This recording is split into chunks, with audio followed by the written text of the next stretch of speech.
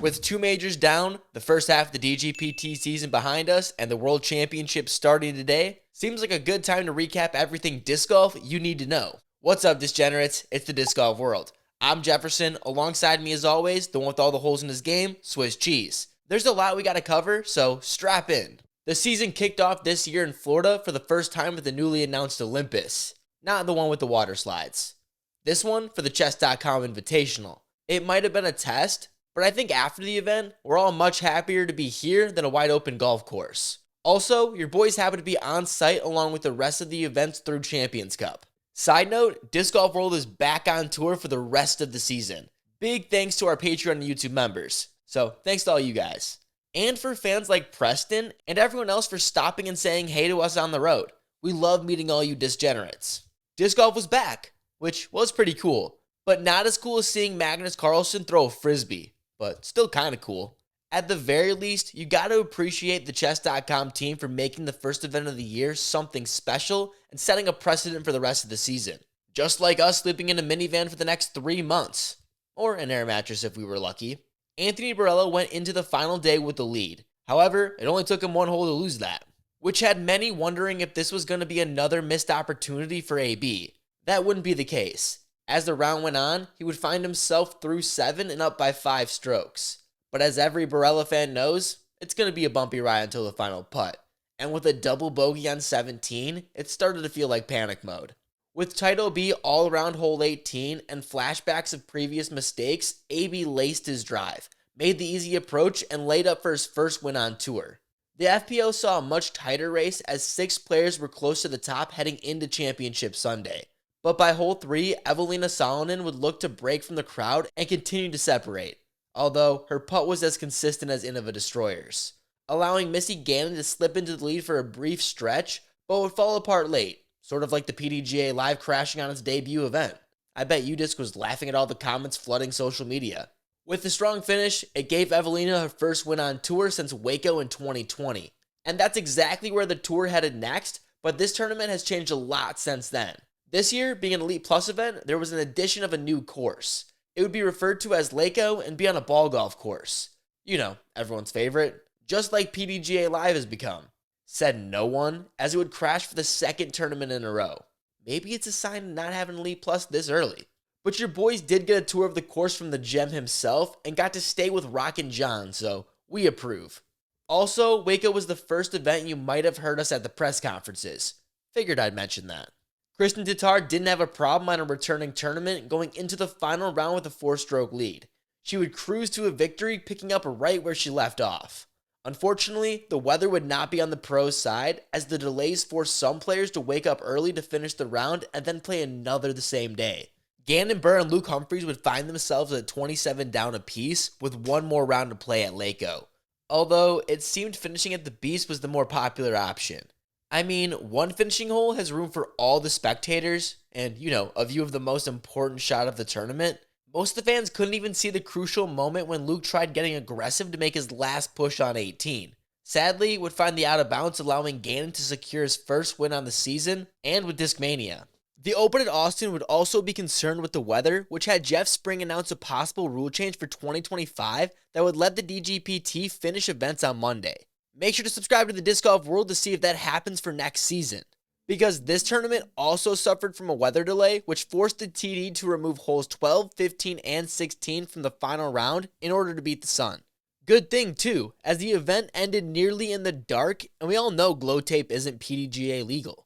Didn't matter for Nicholas Antela, who went into the finals with the lead and a number of runner-up finishes already on his resume.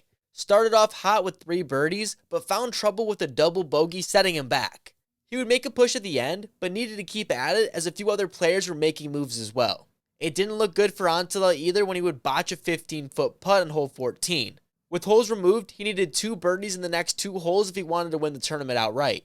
Smashed a huge putt on hole 17 and followed it up with an impressive birdie to close out his first victory on the Pro Tour for Cowboy Antela. Over on the FPO side, Owen Scoggins would have the most dominant win in FPO history, which included the 5th highest rated round ever. Not even South by Southwest could stop Owen right in time for USWDGC.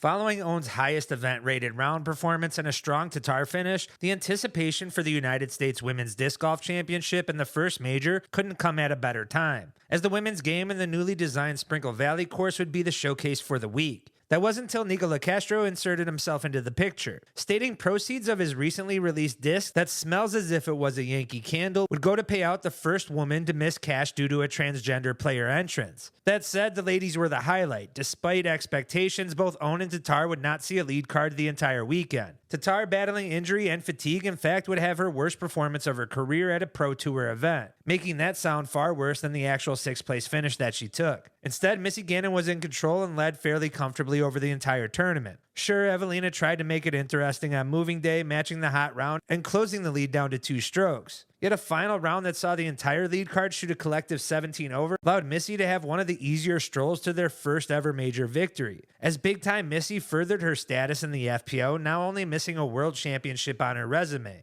Unlike Kevin Kiefer, not all of us can take a dip in the water. Some of us have to recap the Texas State Championships. Annika Steen, winless on the Pro Tour, would find herself tied for the lead with Own going into the last round. Steen would have a slow start, but as the nerves went away, she would birdie 3 in a row, only to follow it up with a bogey. This is when Tatar would make her charge, and as Swiss said, the most exciting finish so far on the year. Annika finished strong, which gave her a 2-stroke lead at hole 18 with the water staring her right in the face. But after Kristen went OB, it would be smooth sailing for Annika Steen's first DGPT victory. That would be the opposite of the MPO side, as AB had a 6-stroke lead after a 16 under day 2 and walked in the win. Gannon did shoot a 15 down that was pretty cool, but that means just as much as the PDGA live stats. It took about until Texas State's when everyone realized, yeah, those things aren't right. But also at this point, the Player of the Year race was starting to get exciting between Barella, Burr, and Antela.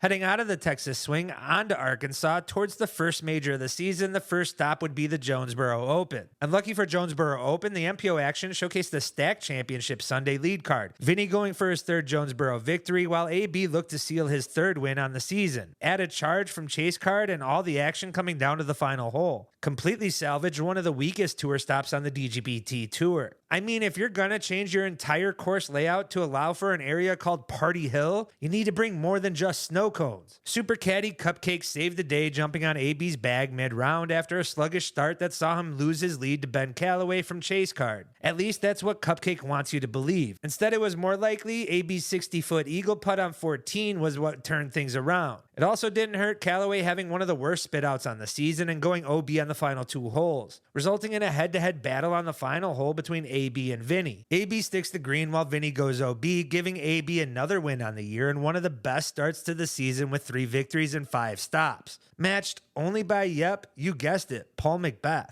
Over in the FPO, a now fully healthy Tatar was so dominating in her 2nd win on the season that it left Brody and the others complaining about how quick the trophy presentation was. Yeah, I guess that was a thing back then, as even I shake my head in disbelief. The next stop, Music City Open, had it all. The best trophy on tour, a refreshing fan turnout, one of the highest on the season thus far, some of the largest name in the sport in contention, AB's top 5 streak would come to an end, Ricky hit a spotter, and the 2 most popular players in the game both vying to be back-to-back champions.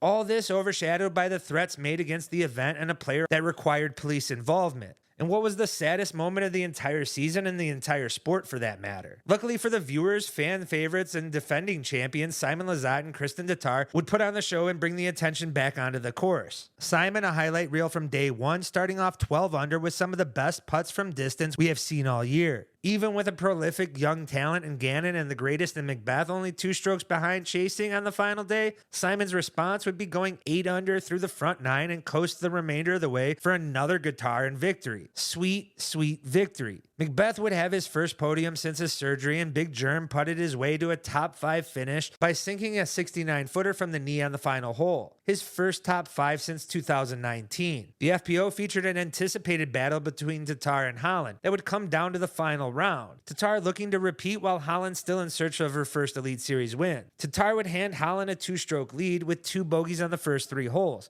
only for Holland to have another final day blow-up, whose final day's inconsistencies were becoming too consistent, as Tatar would go on to win by 5 strokes. Champions Cup and the first major had been marred with location shifts, 2 schedule changes, and unfortunately for the event, wouldn't be that much better. A shit show over 4 days that had more discussion surrounding the weather, absolute dismal fan turnout, delays, terribly unsafe conditions, even worse, a decision to continue action on day 2, forcing players to play 2 rounds back to back, and pros being vocal about them. Didn't stop Andrew fucking Presnell from taking down the win though. His most significant of his career and the biggest surprise on the early season. Even Brad was surprised. Presnell is a grinder who has won on tour and recognized by even the casual fans, but he had never finished in the top 10 of a major prior and was no one's pick to win. Still held off a charging Rick and Antala and won by 4 strokes playing what some called grandpa golf. All that and still might be the most underrated player on tour. Wasn't the only breakout at the event. Silva Sarnen created waves on the final day and Rachel Turton made a name for herself by making a final day lead card. Both would be part of a top 6 that was entirely filled with international players.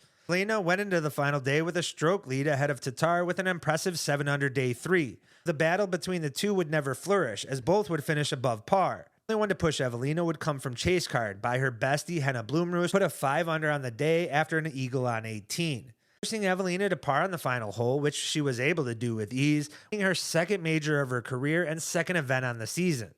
From Peoria to Emporia, some of the most thrilling places on tour, which you can tell by the crowd size. Could be high ticket prices, location, the courses, or veteran baskets. Calvin Heimberg was down a stroke to Ricky Wysocki going into the final round. Both have yet to secure a win for the first 7 events. A bet I'm sure lots would have lost. Heimberg started his round by nailing 7 birdies in a row, and with Ricky not being able to stay in bounce, Calvin cruised to his first win. Oh yeah, and then you had that whole Cole Redolin quitting after throwing his drive on hole 16 for whatever lame excuse he gave. Still weird. Kind of like the OB call on Emily Weatherman that still had people going back and forth about. That questionable call that Terry Miller will die on was what stopped Emily's final round push for a tie at the top. Instead would find Missy Gannon, who lost her putt, and Haley King, who started off hot in a tight race. Haley found trouble, which set her back after costly bogeys. The two would end up tied after 18 and would need to play 3 more holes, even after Missy would take a 2-stroke lead after the second. Why, you ask? You know, that aggregate playoff thing. Maybe that's what DDO's last straw was. And then out of pure protest, Haley called a foot fault on Missy for the final hole. The call did end up getting overturned, but it wouldn't matter as Missy would claim another win on the year. Beth at 69.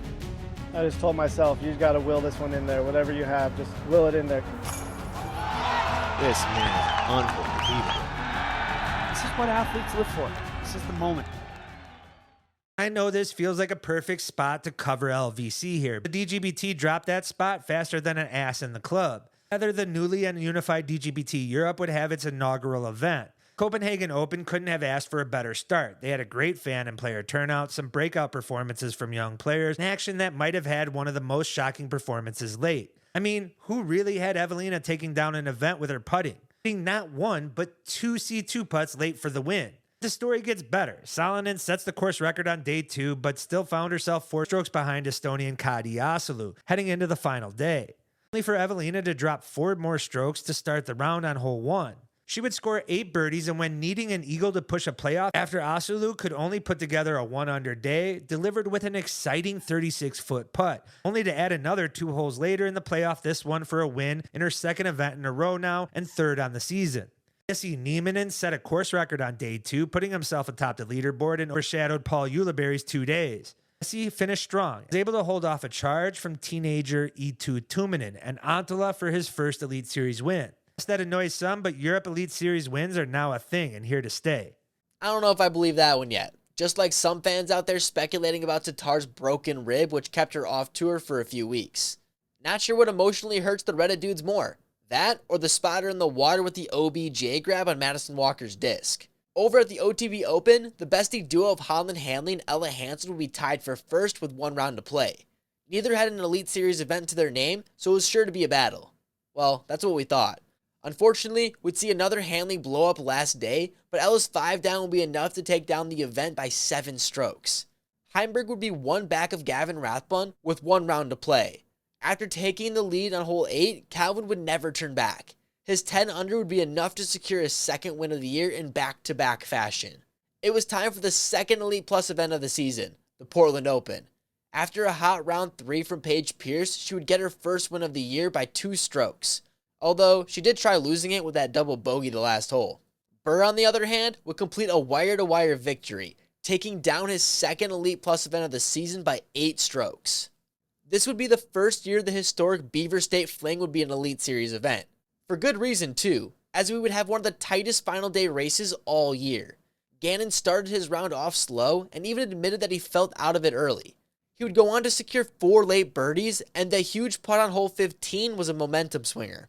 With what must have felt like all-time pressure, Humphreys would mess up the iconic hole 17 at Milo. Gannon would hold on to the lead for back-to-back wins, and now is third on the season. Holland, fresh off a final day loss, was tied again going into the last round, this time with Owen Scoggins. They would both shoot their worst rounds of the tournament, although Holland rattled off 4 birdies to finish her round.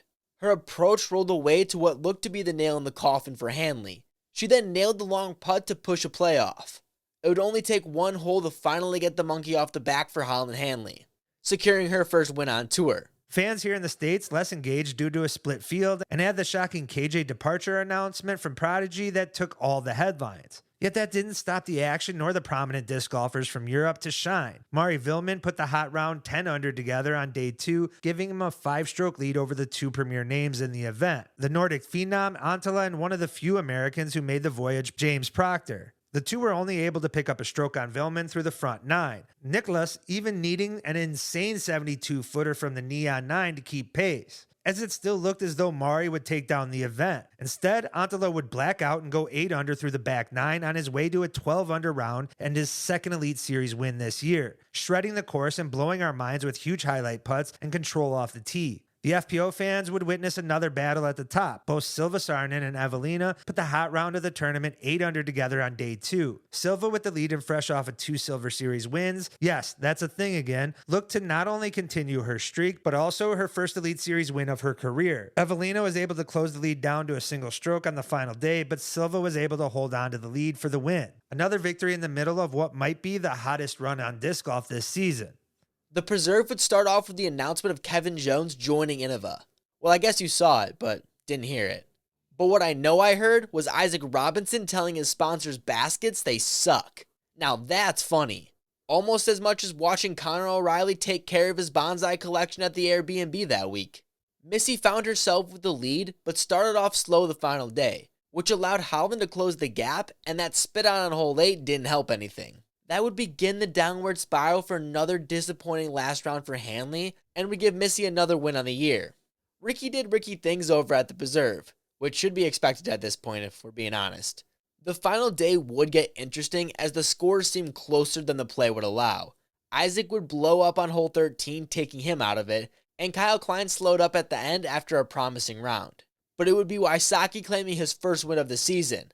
Returning to Europe, the Swedish Open might have been overshadowed by Innova having to save Prodigy yet again, as the top manufacturer also added Vinyl Makala to the roster mid-season after KJ. Let's also not forget one of the greatest moments of the season, a Silas Schultz diss track on Drew Gibson. Not a washed up, tatted up YouTuber version of Garrett Gerthy. As far as the event goes, it saw Silva's winning ways continue, as she would be looking for her 5th win in a row heading into the final day tied with Hannah Blomroos, only to put the final day hot round together and a comfortable 5-stroke win, marking her 5th win in a single month as she has broken onto the scene and has become one of the premier names to watch in the FPO at every event now. That said, all eyes were on Macbeth, the defending champion, who was looking to match rival Ricky's 14-year Elite Series victory streak. Instead, Proctor would take the lead on day 2 with a 9 under and did not look back from there, winning his first ever Elite Series event in 14 years. Proctor's willingness to have an extended Europe swing resulted in the largest victory of his career and removed the giant monkey that was on his back.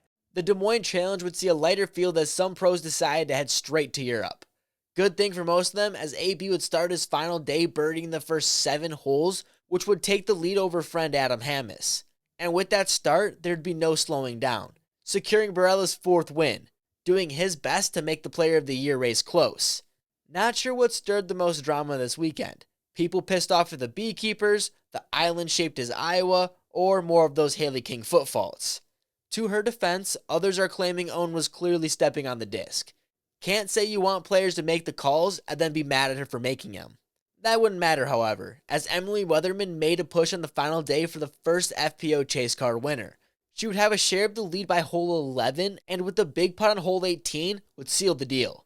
Unless something else crazy happens, Rookie of the Year is locked down. The Krokel Open featured the best course in the world, a fact that was beaten into the heads of every viewer through mentions on coverage. As far as the play, it featured a track that has Americans questioning why our courses don't look like this, some terrible weather conditions, and most importantly, the much anticipated return of Kristen Tatar from over 2 months away from the game due to injury. And with it, an anticipated battle between her and Silva, who dominated the European swing in Tatar's stay. Lucky for fans, the two would go into the final day tied after Tatar's course record-setting performance on day 2. Poor weather never gave the fans the battle they wanted, but still saw Tatar put up a 6-under and return to winning titles on the season. The MPO saw an absolute dominating performance by Rick, shot the course record 13-under on day 1, nearly repeated it the second day with a 12-under, and went into the final with a 7-stroke lead and his thighs already burning from too much Raptor legs. Coasted on the final day for his second victory on the season as Ricky went from warming up to being on fire heading into the European Open.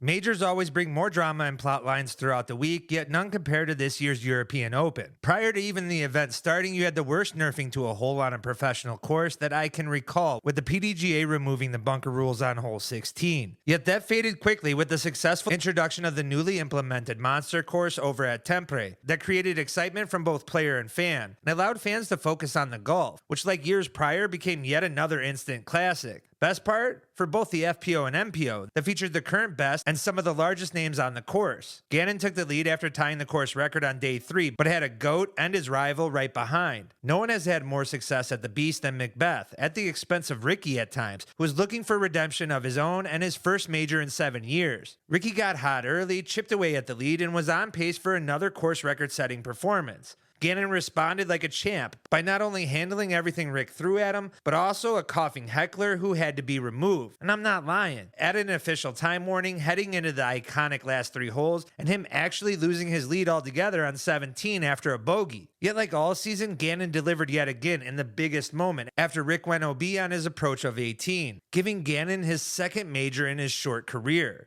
FPO was even more hectic with far more highs and lows. It looked like a battle between Evelina and Tatar, only for Tatar to score one of her worst rounds of her career on day 3 with an 8-over, giving Evelina a 7-stroke lead heading into the final, where she would end up putting together an even worse round 9-over, knocking her off the podium altogether. Tatar would actually regain the lead and would need to hold off Silva for 6 straight holes to complete the largest comeback in an FPO major. Delivered, and with it, another major win. This win now ties her 3rd all-time with 7 total.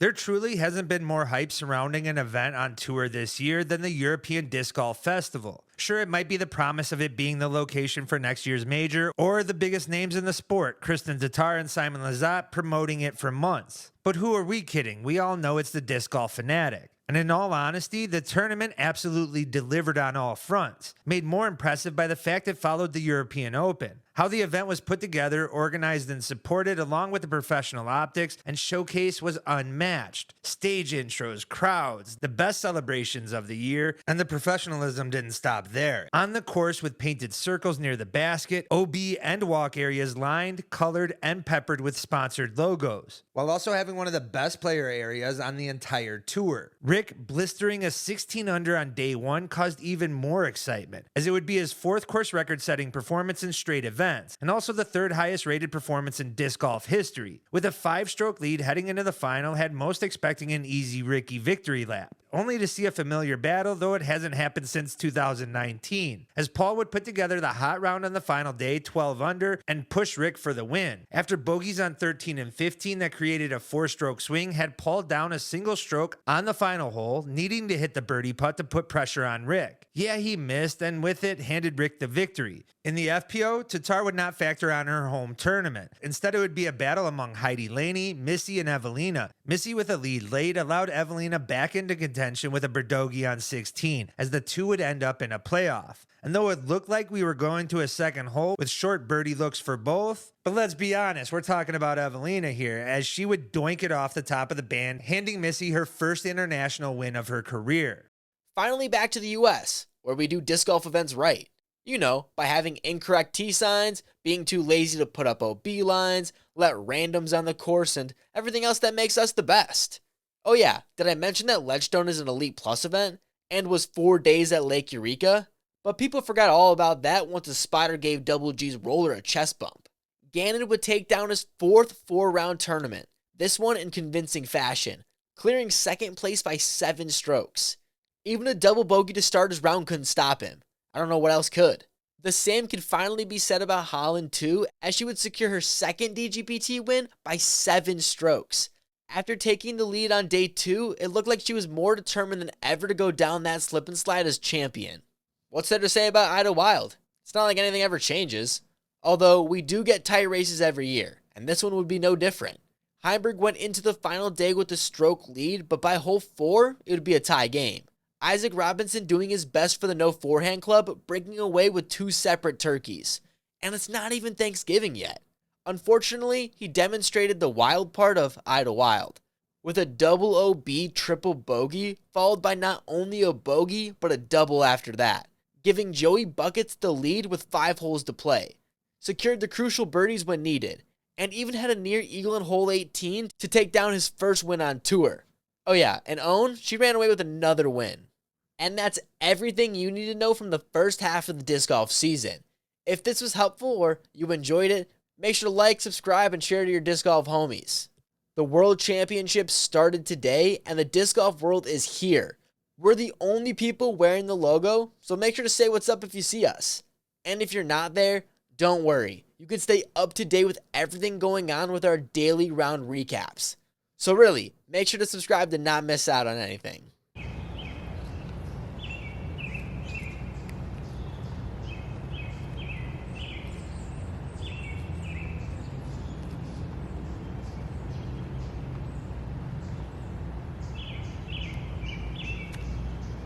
Yeah, baby.